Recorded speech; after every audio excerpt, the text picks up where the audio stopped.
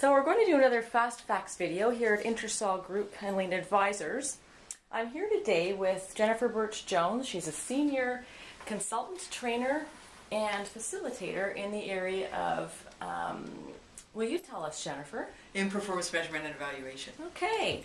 So on that note, you do a lot of work working with logic models. That's part of your kit of parts, shall we say. And I'd really like to understand that better. So if you could start maybe by just explaining what is a logic model. Sure. Logic model is a very simple depiction of how a program works. It's a visual depiction and a very structured way that says, here's how we organize our program activities, and here's what we produce, our outputs, and here's the difference we're trying to make. And so when we talk about the difference we're trying to make, we talk about outcomes. And so an outcome of a smoking cessation program is we get people to stop smoking. An outcome of a healthy living program is we get people to adopt better nutrition and maybe active living kinds of habits. So it's really describing in a very structured way, but in a very simplistic way, what difference the program is trying to make. And where we've seen the real shift in the past 5-10 years is we used to do a really good job of talking about how much money we spent and how busy we were and what we've done, but we weren't very good at talking about what difference we made. And so that this whole move towards results-based management or performance measurement in the federal government and in the organizations that the federal government funds through their GNC is really designed to get at those outcomes. What difference are the programs that we're funding, either directly and delivering, or through the organizations we fund, making a difference to Canadians? So thanks, Jen. Now I understand what a logic model is. I guess I just want to dig into what's the value of it.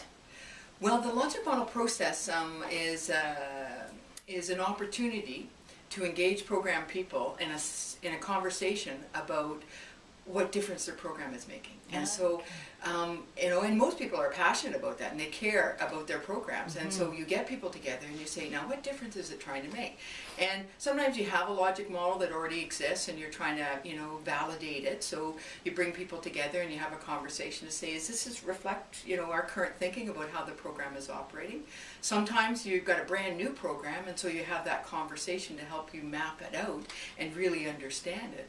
And in other situations, you're looking at, a program that may be sunsetted, so you've got a logic model, and you're saying, okay, this is how I'm going to use this logic model to determine whether or not the program is, continue to have value, and whether or not it should be sunsetted. So it's a basic building block for monitoring and evaluation, and its value lies in that strategic conversation. But it also gives you a one-page visual to be able to show to people and say, this is how our program works. So instead of having to go in and read through pages and pages of documentation that probably they don't have time to, or they may not be able to understand, if you can in a very simple, clear way articulate what your program is trying to do in a one-page visual, that's very, very powerful. So you've got people engaged who care about the program, talking about what difference it's trying to make. You've got a one-page visual representation that you can show to people, funders, senior management, other people who may not be familiar with your program.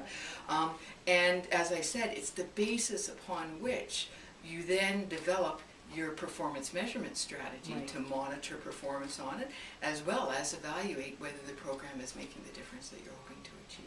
Okay, well that's great. I see these being really great tools to be able to help management and for managers to be able to articulate it in an easy to understand way. Absolutely. So thank you very much, Jennifer. I hope we can talk again. Look forward to it.